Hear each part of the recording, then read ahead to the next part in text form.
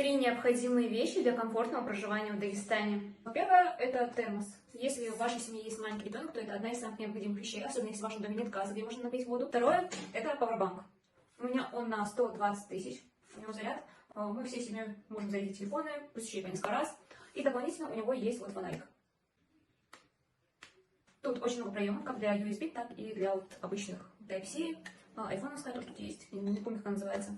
И плюс здесь также есть для айфона, для Type-C.